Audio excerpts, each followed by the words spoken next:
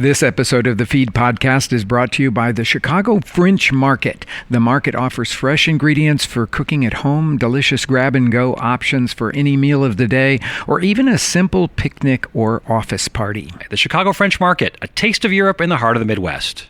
This episode of the Feed Podcast is brought to you by Oscar's Mexican Seafood. With 5 locations throughout the San Diego area, Oscar's focuses on Baja-style fish tacos, fresh ceviches, and hearty seafood burritos. And all their salsas and agua frescas made on site every day. They'll even cater. For more information, oscarsmexicanseafood.com. The Feed Podcast is brought to you in part by United Healthcare. A lot of people think insurance companies are all the same, if they think of them at all. Oh, I think of them all the time when I'm paying my bills. Oh, well, yeah, of course. When you pay that check every month. The copay also, that's kind of annoying. It is. But United Healthcare is different. They offer a range of unique programs, things like Real Appeal, a weight loss program for a full year at no additional cost to your employees. And how does a $0 copay sound? Fabulous. That sounds really good. Amazing. I'm paying like $25 right now. If you see your primary care physician, that could be an option too. More information, go to uhc.com/benefits. You're listening to The Feed Podcast. Get the inside scoop by following us on Twitter at The Feed Podcast. Well, after every major magazine has profiled you, including The New Yorker, where else is there to go for a chef? Oddly enough, the household names like Flay, Puck, Batali, those are the guys the public knows, but I think in the industry, Chang probably has a higher profile than those guys, right? In our industry? Well, at least equal to it. But you don't think that the public knows Chang? I think the public knows Chang. I really don't. Well, because he doesn't have his own show and Right. all that sort of stuff. I guess that's part of it, because most of the people that the general public would know are the people who are just on television all the time. He was on the first season, I think, of Mind of a Chef on PBS, Right. of course. He's done guest spots. He's been on HBO on Treme, Right. but he's not the household name like a Flay or Batali, who's kind of everywhere. I think I get the sense he sort of shuns that. He doesn't want to be that sort of Maybe TV so. personality. Maybe so. He just wants to cook, I think, and eat and travel. We'll see. All right, we'll see. Coming up on today's show, a chat with the force behind the Momofuku restaurants that have seemingly opened all over the world. David Chang joins us for a wide-ranging conversation, including what happened to Lucky Peach. Stay with us. There's a pretty good chance our guest will utter the words Aspergillus orzai without even being prompted. Really? This is the Feed Podcast. I'm Steve Dolinsky, a food and travel reporter at ABC 7 News, the Chicago Tribune, and Canada's Globe and Mail. And I'm Rick Bayless, the chef and owner of Chicago's Frontera Grill, Topolo Bampo, Choco Leña Brava, and host of public television's Mexico One Plate at a Time. And every week, the Feed takes a deep dive into the world of professional chefs, restaurateurs, food artisans, and drink experts, sharing their stories and uncovering their passion for food and drink. But that's not all. Rick and I are always traveling the globe for our jobs, eating, drinking, and immersing ourselves in the local culture. And if we find something exciting along the way, you can be sure it's going to find its way here to our James Beard Award-winning podcast.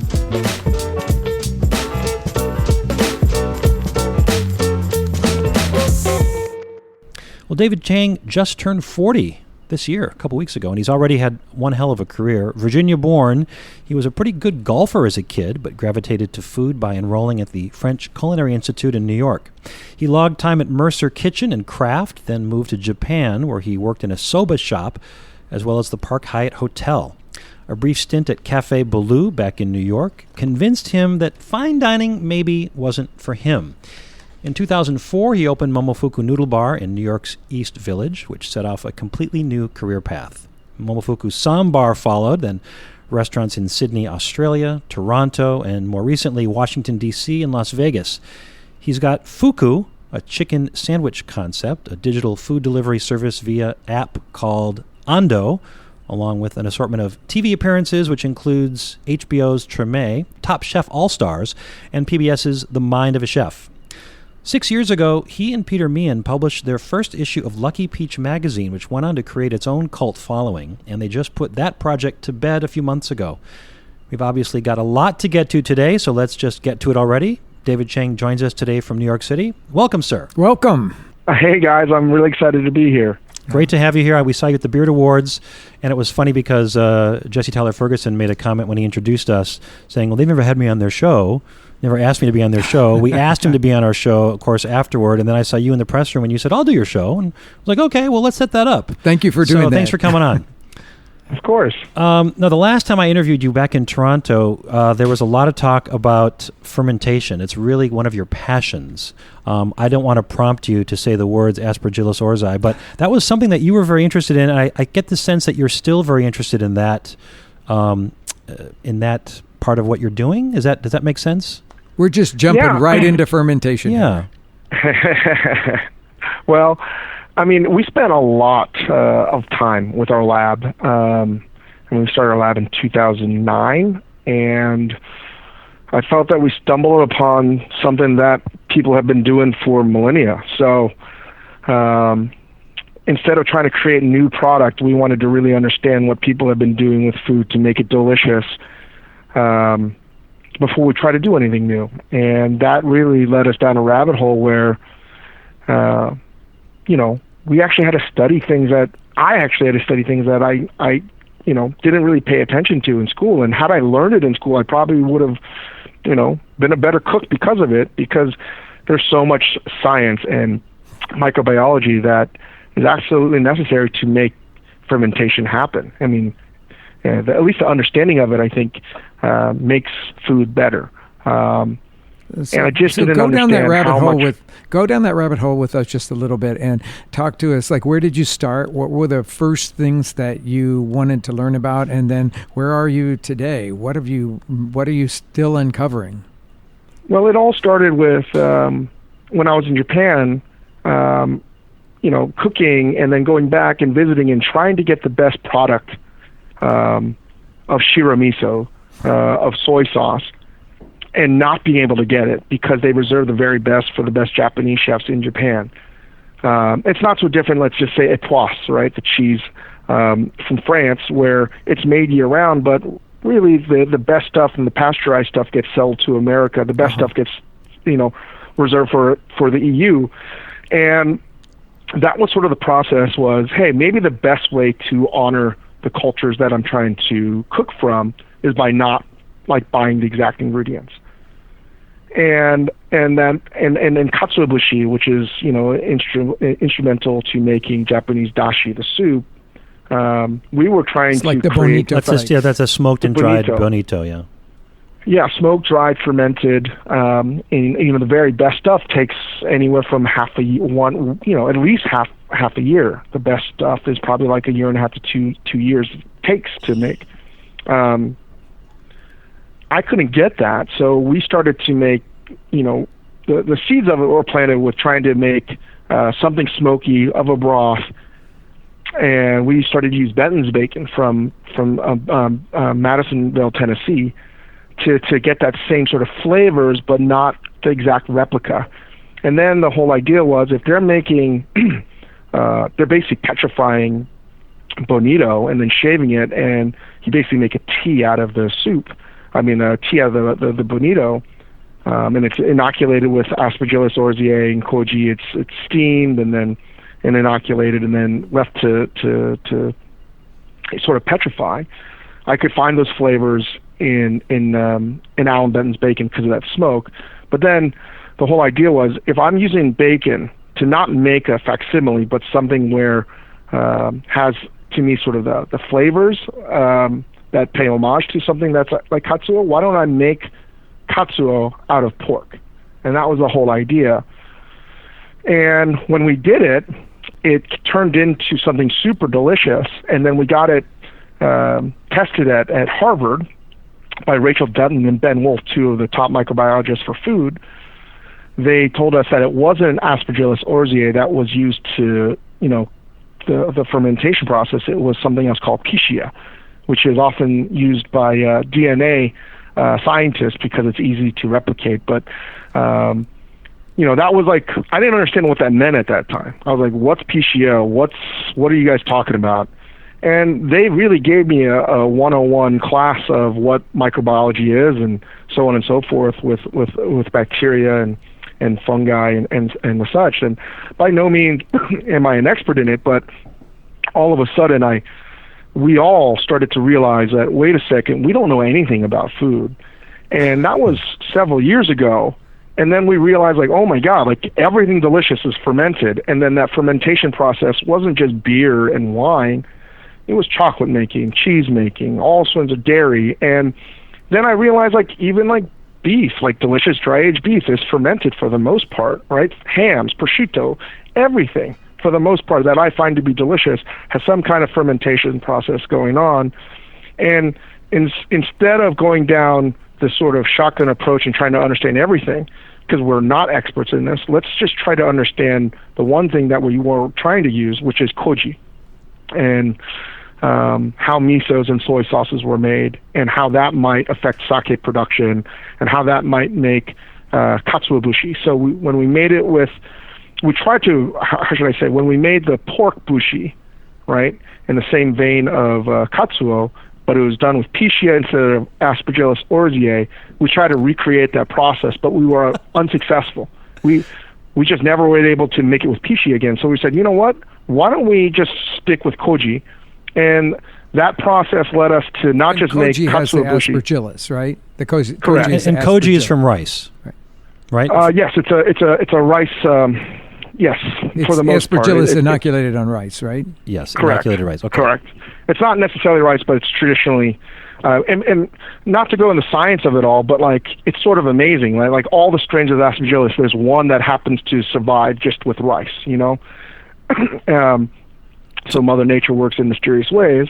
But you know, we go down this rabbit hole, and we're like, okay, if we can do it with pork and koji, right? Like then we were successful with that, and then that process took so long because it took 6 months for us to petrify that pork.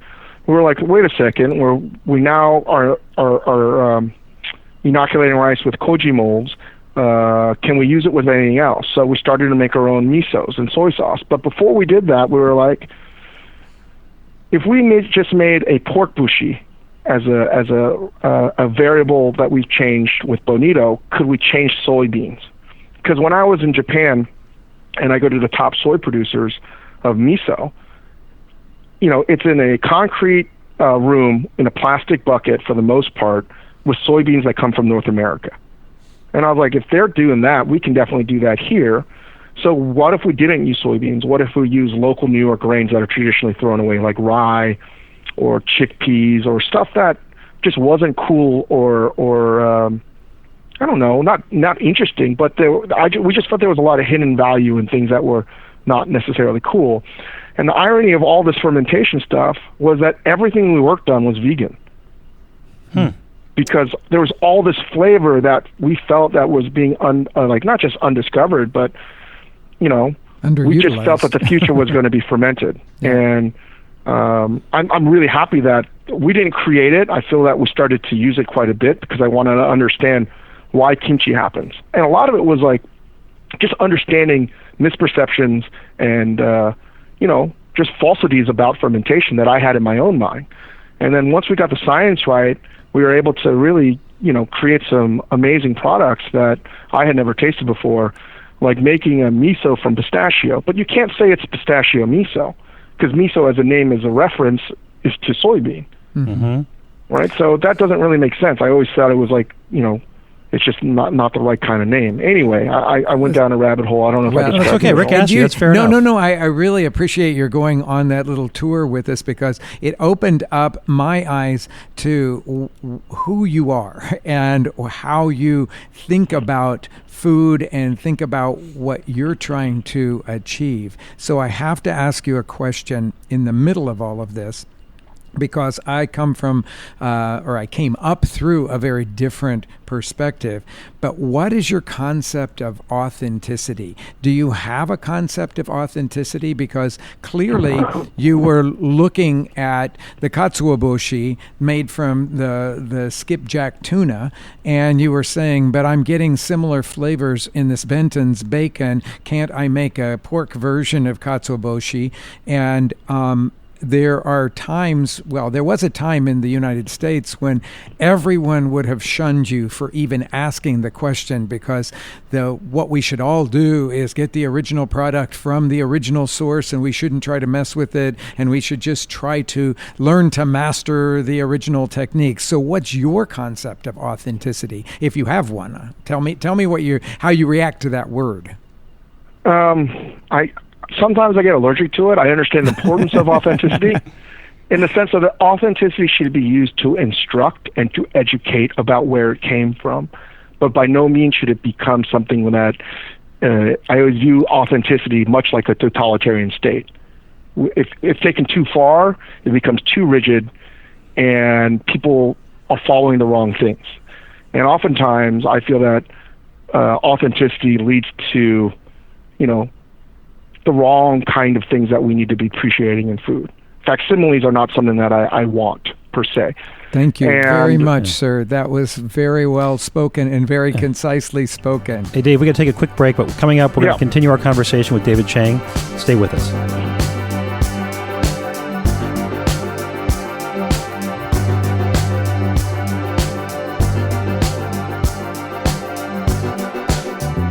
Arrive at the meal late? Check out previous episodes, get recipes from ingredient challenges, and see behind-the-scenes pictures at thefeedpodcast.com. Commuters have known this for some time, but over in the West Loop at the Ogilvy Transportation Center, there are more than 30 specialty vendors just waiting to feed you inside the Chicago French Market. The market offers fresh ingredients for cooking at home, delicious grab-and-go options for any meal of the day, or even a simple picnic or office party. My name's Mike. I'm the manager of The Lobster, the best lobster roll in all of Chicago. It's a New England-style bun to the Midwestern Chicago. It might look like a hot dog bun.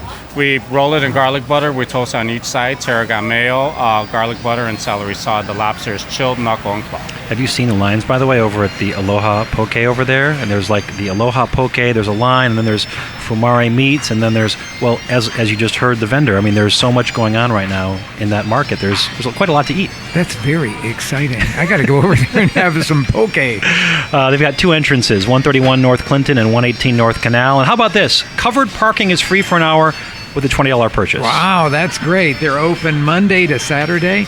You can also grab a bite and surf the internet since Wi-Fi is free. The Chicago French Market, a taste of Europe in the heart of the Midwest. What are fish tacos? Like, how would you describe a fish taco? My favorite fish tacos are inspired by the fish tacos in Baja. Usually there, the fish is dipped in a tempura-like batter and fried, and then they got all these delicious toppings that go on them. It's crema. There's cabbage. Crema, cabbage, hot sauce. Avocado? There can be avocado. Some people put them, some people don't. But I have to say, it's the stuff that dreams are made out of. They are. I've done that trip. The next best thing in the U.S. is in San Diego. It's called Oscar's Mexican Seafood. They started out as a food truck in Tijuana, became a tiny shack in Pacific Beach just north of San Diego. Now they've got 5 locations in and around the city, including the latest in Encinitas. Everything's fresh, never frozen, and they make their salsas and agua frescas fresh on site each day. More information, visit oscarsmexicanseafood.com. How crazy is it to think you can actually have your insurance company pay you to walk? What? Yes, they're going to pay you to walk. United Healthcare isn't crazy. They just want you to be healthy.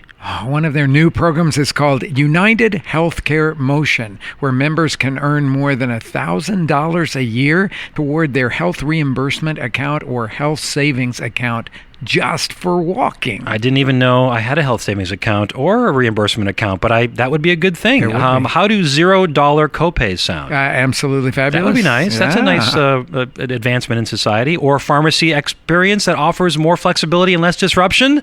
Well, if your company works with United Healthcare, ask your friendly HR person about their programs, and if not, go tell them to switch today. I'm going to tell mine. Call 877-233-2059 or go to uhc.com/benefits to get more information. United Healthcare, a proud supporter of the Illinois Restaurant Association and committed to your good health. Arrive at the meal late? Check out previous episodes, get recipes from ingredient challenges, and see behind-the-scenes pictures at thefeedpodcast.com. Welcome back to the show, everybody. We're talking with David Chang today, the force behind the Momofuku restaurants. That would be Seibo in Sydney, Daisho and Shoto in Toronto, and lots of milk bars. More recently, he's launched Fuku, a fried chicken sandwich concept, and Ando, a food delivery app. So how are you managing to juggle all these? And I guess how are they going? Because I just saw you opened up in Las Vegas, too. So are you just everywhere at once? I don't know. We have a really good team. I'd like to say that it's getting easier, but in fact, I think it's getting more difficult. As Chef Bayless can attest, it's about having a great team, but it's very hard to manage. And I think one reason why I'm having a difficult time is no one prepared me for any of this stuff.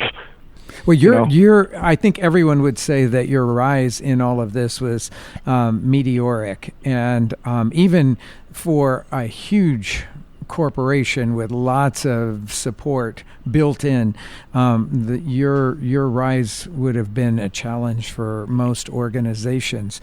Why? Tell me, why did you say yes to the projects? You didn't have to say yes to the projects, and I'm sure that people have been offering you projects right and left for a long time. But why did you say yes to all of those, or to those projects that you did say yes to? Because they just seemed interesting, right? I mean, that's it. Like, we have not followed a traditional growth path for any company. It's inspirational in a lot of ways, because you have followed a path that clearly was of your own making, not somebody else's path. But it must have been really stressful, I think, trying to grow the way that you did. It's still stressful because, I mean, I feel like we embodied the word organic growth because we never, I mean, I always tell this to people. It's like, I'm not trying to belittle anyone if they get in this business because they want to make a lot of money, but I think it's the wrong approach, because it's not about this. You know, Rick, as you know, it's about being able to almost provide a service to other people. Most importantly to your own staff, then to the customers, and ultimately to the farmers and artisans that help you out. And then if you do all of that right, then it can grow. But the growth thing happens mainly because, and I'm sure you can agree with this, it's not about, hey, I want this, this, and this.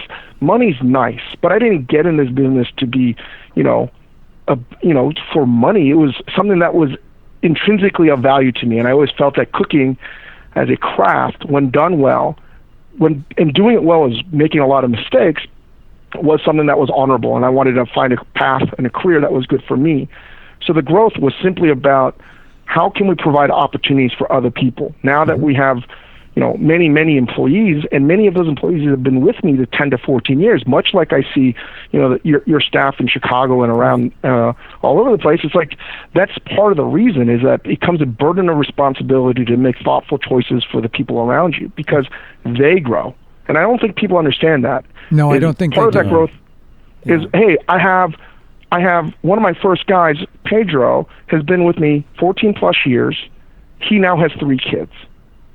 And people don't understand the margins in this business. We can't continue to provide for him in the same capacity unless we grow. And I can justify that growth because of that. And if someone wants to disapprove of it, I'm happy to be criticized, but that's just the truth of the matter. Yes. David, did you have, epiphany is the wrong word, but I get this sense when you went to Japan and worked in the soba shops and worked with the shokunin, these masters who, spend every day of their lives trying to perfect something, that really made an impression on you probably more than anything else. Is that accurate? Yeah, but Japan, I saw that I don't have the patience to be a shokunin in that regard. But Japan, for the most part, fundamentally changed me because it helped put in perspective that a country that is notoriously expensive was actually a place where you could eat affordably and very well affordably. And that's what ultimately changed my viewpoint about food. Was at the time, before we opened up Noodle Bar, if you wanted to eat really well, just specifically in New York City, you had to have an ethnic restaurant, or it was like a pizzeria. But to eat well and to tell someone you enjoyed food was basically admitting you're a snob. And to find that people could make a dumpling or something like a bowl of ramen with the same intensity and passion that a 3 Michelin star chef would, that was really a revelation to me. Was that everyone wants to eat well. That's just the reality.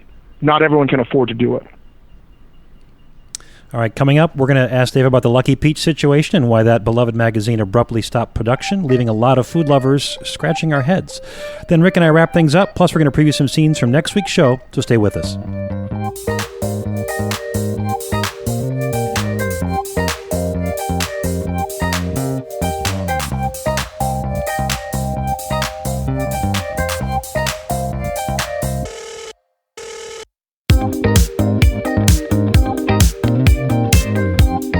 Arrive at the meal late? Check out previous episodes, get recipes from ingredient challenges, and see behind-the-scenes pictures at thefeedpodcast.com. Commuters have known this for some time, but over in the West Loop at the Ogilvy Transportation Center, there are more than 30 specialty vendors just waiting to feed you inside the Chicago French Market. The market offers fresh ingredients for cooking at home, delicious grab-and-go options for any meal of the day, or even a simple picnic or office party. My name is Ashley. I work for a company called Vinny Patisserie. We're a French-inspired bakery, and we specialize in macaroons and entremets, which are French mousse desserts. And if I had to recommend one thing to try, it would be the Royal right here, which is a beautiful chocolate dessert. It has crisp caramel streusel on the bottom, chocolate mousse, hazelnut in the center, and then dark chocolate glaze all at the top.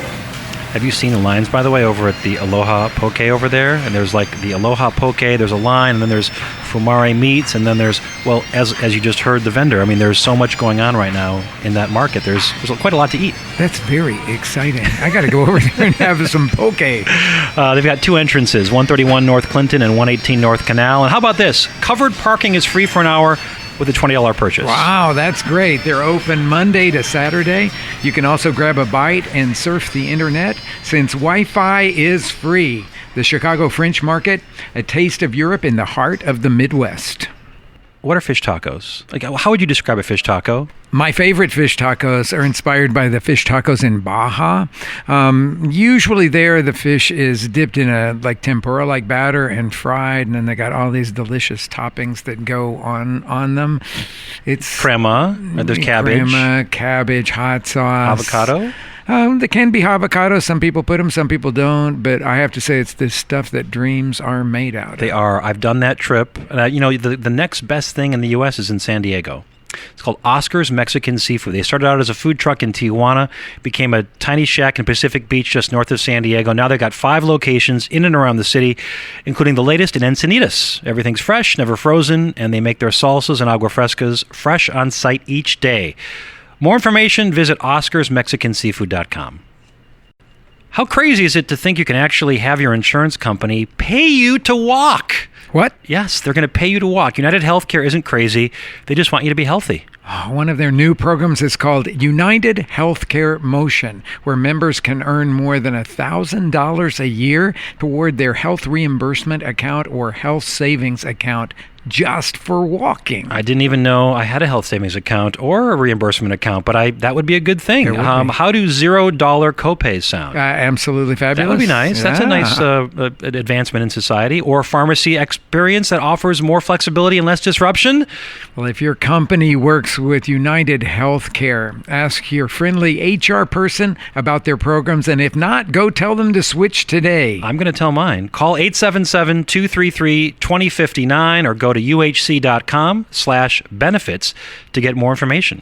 United Healthcare, a proud supporter of the Illinois Restaurant Association and committed to your good health. Welcome back to the show, everybody. We are talking with David Chang today. So, David, you, Peter Meehan, and Chris Ying were the creative triumvirate, if you will, of Lucky Peach magazine, which recently published its final issue, and that shocked a lot of people. We were really surprised. We had heard it was doing really well. I don't think it was a financial thing. It sounded like there was just a disagreement on the future direction. Well, because other people are involved still. I can't go down. Obviously, I'd be happy to talk about it. I don't think I'm person to be that quiet about things, but I think one day it will be clear to everyone about why it all happened, and it's unfortunate that it happened the way it did, but it's still really tough. The best way I can describe it is, it very much was like a divorce, but there's not just one reason. And for some of our there's For some of our listeners, they may not have seen Lucky Peach. Can you describe how it was different than the Food and Wines and Bon Appetits of the world? Well, Lucky Peach was different because we wanted to tell stories that, food isn't always glossy, and all the stories that people are reading about are just some of the stories. And Lucky Peach tried to tell stories that weren't being told. My friend Kevin Pang wrote a story about eating food in prisons, for example. Yeah, and that was it. And it was without a doubt one of the best things I've ever been a part of. And maybe one day people will find out why, but it's really touching that people love it so much. And I wish I could tell all the reasons why it all happened, but at this point it's all too soon. And I know that people want the exact answers, but it's just not the right opportunity, because I don't think anyone gains from understanding it. But it's still very, very tough to deal with. Well, what you can tell us is when you're going to open up in Chicago. I've asked you every time I see you. Okay. Well, we'll hopefully we'll get there, right? I don't. Sometimes I just think that we wish we had like a better growth strategy, but Chicago's great, and we'll get there. I hope, hopefully one day. Okay, I've got a question for you, because I think there are a lot of culinary students that listen to this podcast, and you are the idol of so many of those young culinarians. What advice do you have for them? Because I think they look at you and they think, man, I can graduate from culinary school, and the end of the first year I'll be a sous chef. The end of the second year I'll be a chef de cuisine, and then I'll have my own show on Food Network and be writing cookbooks and traveling all over the world. Give me the advice that you would give to those culinary students. The advice I give them is don't give up. Like, this is, they just signed up for one of the hardest jobs you could ever have. And, they have to pour themselves into this. They have to be students of the history, most importantly. Secondly, they have to understand the different foods, where the cultures that they're taken from. And it's not an easy road. And, I'm certainly lucky to get there, but I've worked really hard. I just turned 40, and I can't even understand where it all went, because I've only worked. And it all happened really fast, and I'm very fortunate, and there's been other people that have helped this all happen. But, when you hear about it, that how much you have to sacrifice to get to where you want, you really need to give up almost everything. And I question if a lot of people want to give up that much. And that's honestly one thing that I'm questioning myself, is like, is it worth sacrificing everything, right? Yeah. And that's just always been my personal motto. And now that I'm 40, it's like, okay, like, was it all worth it? I think so, but I definitely sacrificed a personal life for that. It's interesting. Curtis Duffy talked about that in the documentary about him. Grant Achatz talked about it in Spinning Plates, about this giving up everything. Families are sacrificed. All kinds of things are sacrificed. You're not going out on weekends or holidays for a long time. Yeah, I mean, I remember hearing that, like, hey, you're not going to be able to go to birthdays or even, like, weddings. And I remember hearing, like, that's ridiculous.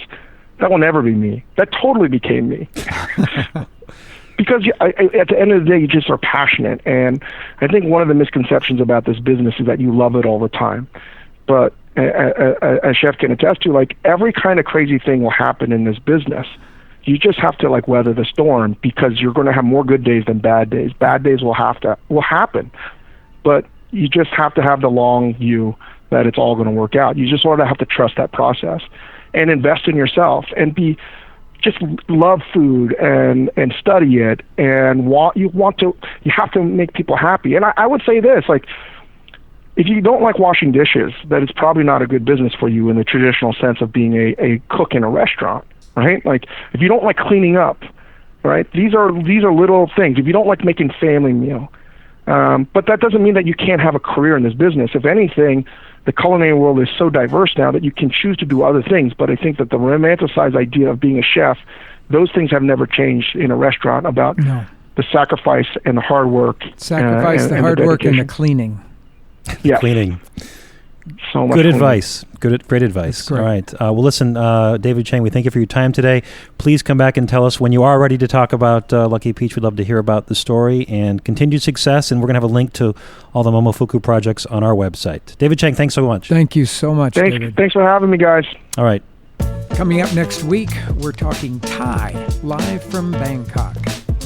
You start thinking about why you did what you did, and it's just a matter of knowing what each seasoning ingredient does.